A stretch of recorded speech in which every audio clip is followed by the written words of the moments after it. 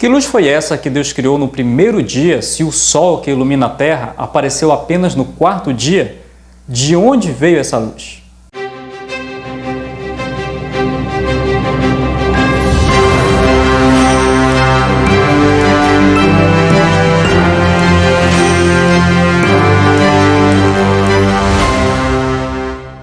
Primeiro, vamos responder uma outra questão relacionada com o assunto.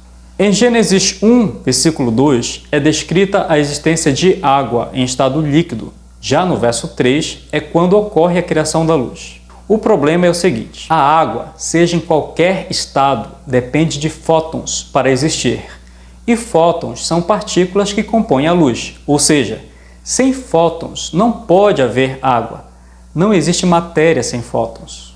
Mas como havia água em Gênesis antes da criação da luz? Esta é a pergunta. E para respondê-la, vou utilizar a teoria do intervalo passivo. Se você ainda não conhece, temos um vídeo aqui no canal explicando essa teoria. Vou deixar o link aqui nas descrições. De acordo com a teoria do intervalo passivo, quando Deus disse haja luz, Ele não está se referindo à criação da radiação eletromagnética ou de fótons pela primeira vez no universo. Não, a criação de fótons ocorreu logo após a criação do universo e precedeu o haja luz de Gênesis 1:3. A criação do espaço-tempo, no princípio, causou a criação de uma tremenda quantidade de energia que excitou o vácuo e produziu partículas, incluindo fótons, e que inundou o universo em uma fração ínfima de segundo após a criação do espaço-tempo. Além disso, é importante ressaltar que a própria glória de Deus, ao se manifestar no universo, inclui fótons, entre outras coisas. Por exemplo, antes de Deus declarar haja luz, já havia seres viventes no universo, conforme diz Jó 38:7. Se não houvesse fótons, esses seres não existiriam, ou se fosse possível existirem, viveriam em trevas. Portanto, a criação de fótons ocorreu antes do haja luz de Gênesis 1:3. A luz do primeiro dia da criação se refere a quê, então? Ainda tendo como base a teoria do intervalo passivo, os corpos celestes do nosso sistema solar ou foram criados ao mesmo tempo em que a Terra, no princípio, ou foram criados no primeiro dia da semana da criação. No primeiro dia, quando Deus disse haja luz, Ele fez alguma coisa à massa escura do Sol que a levou a irromper na sua presente glória de luz. Parte dessa luz penetrou o nevoeiro que envolvia a superfície da Terra e constituiu a luz do primeiro dia e dos dias sucessivos. Antes de tornar o Sol um corpo incandescente no primeiro dia, Deus fez o ajuste do período de rotação da Terra. Assim, o haja luz significa, na verdade, haja dia. Dia, além de significar o período claro em que direta ou indiretamente se manifesta a luz solar, tem um significado mais abrangente de um período de 24 horas, o que corresponde a uma rotação completa da Terra. A partir do primeiro dia da criação, começaram a ser contados os demais dias da semana, sempre designados pelo seu número de ordem, até ao sétimo dia, que posteriormente recebeu a denominação específica de sábado.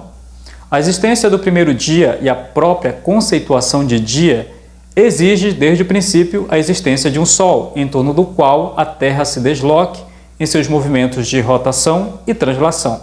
Sobre o quarto dia, entende-se que o Sol, a Lua e as estrelas tornaram-se visíveis para o observador situado sobre a superfície da Terra, após a rarefação da atmosfera provocada pela separação entre águas de cima e águas de baixo, completada no terceiro dia. Assim, o Sol, a Lua e as milhares de estrelas puderam ser contemplados. Na obra do segundo dia, os pesados nevoeiros levantaram-se da superfície da Terra, mas aparentemente permaneceram como uma camada contínua de nuvens que foi penetrada pela difusa luz do Sol, mas que interceptava qualquer vista dos corpos celestes. Parece lógico supor que o trabalho do quarto dia foi o rompimento dessa contínua camada de nevoeiro numa descontínua massa de nuvens, tornando os corpos celestes visíveis da Terra. Após a visualização clara do Sol, da Lua e das estrelas, completa-se a separação entre dia e noite, e esses corpos celestes passam a servir para propósitos bem definidos, tendo em vista o plano traçado por Deus para a nossa Terra como habitação para o ser humano a ser criado. A revolução aparente desses astros com relação à Terra assinalaria o tempo no sentido de dias, de estações, com um ajuste no sistema de translação e no ângulo de inclinação à Terra e de anos. E marcaria também circunstâncias e conjecturas que profetizariam os desígnios de Deus no caso de vir a se desenrolar na Terra o plano da redenção. No hebraico, a palavra usada no quarto dia é assar, que é interpretada como empregar materiais já existentes, libertar de restrição, trazer algo à existência daquilo que já existe, etc. Segundo a gramática hebraica, haja luzeiros, no verso 14, pode ser traduzida como uma oração subordinada adverbial. Dessa forma, supõe-se que os luzeiros já se encontravam no firmamento. Haja, neste caso, não seria uma declaração de criação inicial, mas uma declaração de aparência. O verbo no hebraico encontra-se no jussivo, que é o modo normal de fazer um pedido ou expressar desejo.